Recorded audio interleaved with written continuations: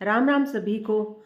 आज मैं आपको सोमवती अमावस्या की कहानी सुनाऊंगी और सोमवती अमावस्या के साथ साथ है जो गणेश जी की कथा भी कहनी चाहिए तो वो भी मैं आपको सुनाऊंगी। तो दोनों कथा कहानियाँ साथ में सुनाऊंगी, तो वीडियो को आखिर तक आप बने रहिएगा।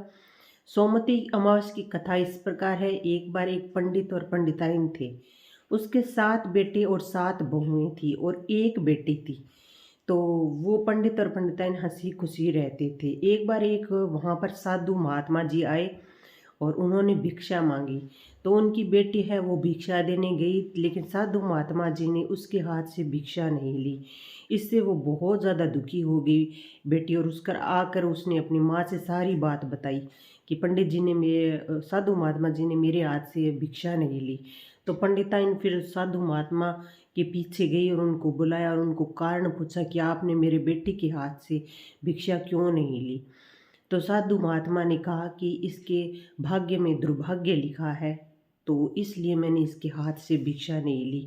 तो उसने बहुत मिन्नतें की कि आप कोई उपाय बताइए जिससे मेरी बेटी का दुर्भाग्य सौभाग्य में बदल जाए। तो उन्होंने कहा कि एक शोभा नाम की एक धोबिन है, वो 7 समुंदर पार रहती है। वो सोमवती अमावस्या का व्रत करती है। वो अगर उसका फल आपकी बेटी को दे दे तो उसका दुर्भाग्य सौभाग्य में बदल जाएगा। इस तरह से फिर उसने ये सारी बात है पंडित जी को बताई और अपने बेटों और बहुओं को बताई। तो सभी ने शोभा धोबन के पास जाने से मना कर दिया।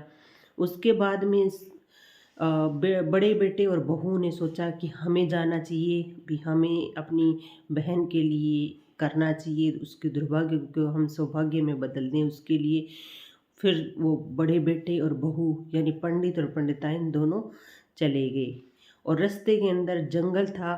तो जंगल में वो ठहर गए और एक पेड़ के नीचे है रात को विश्राम करने लगे। पेड़ के नीचे एक सांप रहता था और ऊपर सोन चिड़ैया रहती थी। सोन चिड़ैया है वो बच्चे उसके ऊपर थे।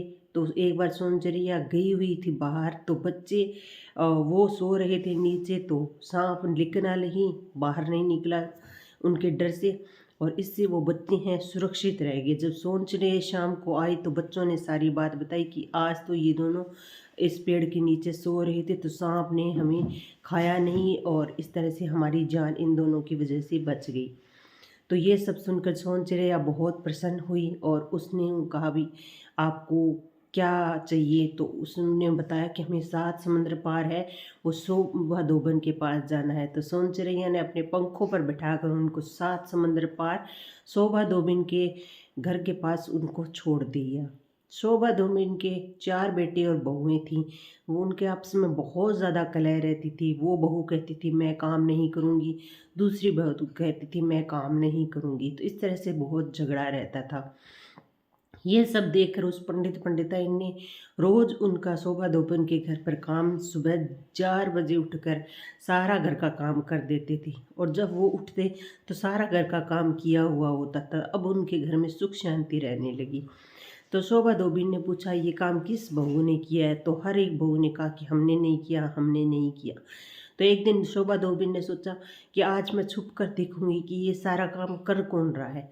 एक दिन शोभा धोबन रात को उसने जाकर देखा तो सुबह 4 बजे है वो पंडित और पंडिताई दोनों सारा घर का काम उनका कर देते।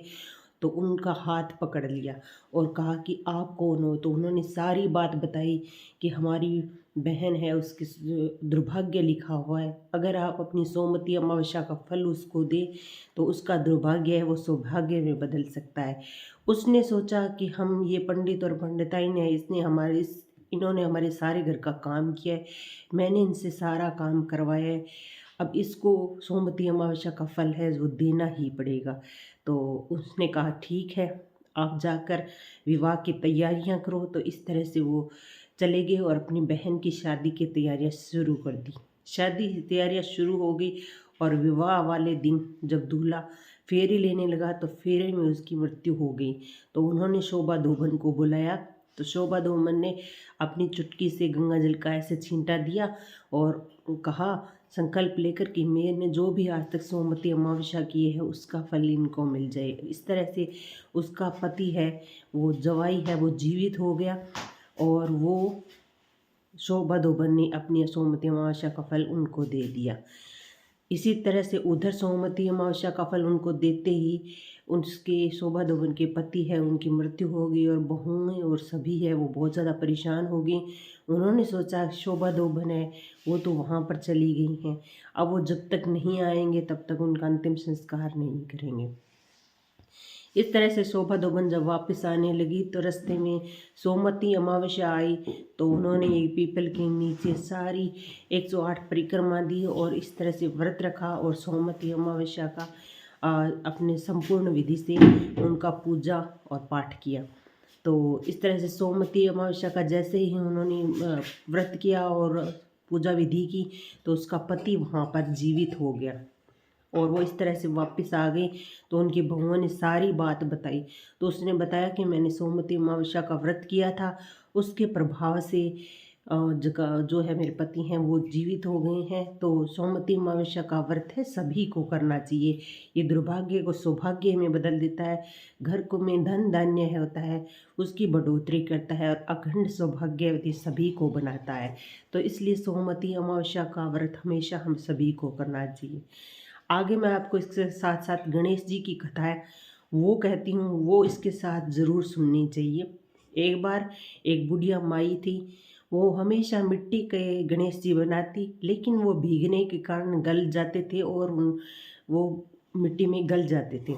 तो एक बार उनके साथ ही सामने ही सेठ जी की हवेली बन रही थी, तो उन्होंने कारीगरों से बोला कि मेरे से जो गणेश जी हैं वो मिट्टी के होते हैं तो इसलिए वो गल जाते हैं, आप मेरे गणेश जी पत्थर के बना दो ताकि वो गले नहीं।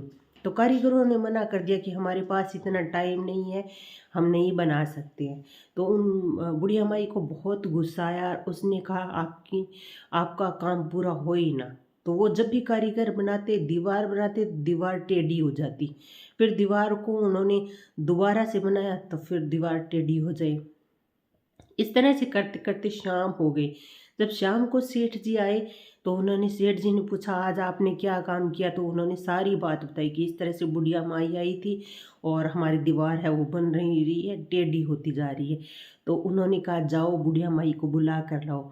जब बुढ़िया माई को बुलाया गया तो वो बुढ़िया माई से कहा कि आपको पत्थर के नहीं हम सोने के गणेश जी बना कर देंगे। तो बुढ़िया माई बहुत ज़्यादा प्रसन्न हुई, अब उनकी दीवार है वो फिर से सीधी हो गई। तो गणेश जी के प्रभाव से उनके सारे काम सभी के हैं काम सीधे हों, किसी का काम उल्टा ना हो। तो गणेश जी की महिमा अपरंपार है। तो ये गणेश जी की कथा है, आप इस सोमवती अमावस्या के बाद में इस कथा को सुनकर आप इसको पूरी कर सकते हैं। अगर आपको ये मेरी कहानी अच्छी लगी हो तो लाइक शेयर सब्सक्राइब कीजिएगा। राम राम सभी को।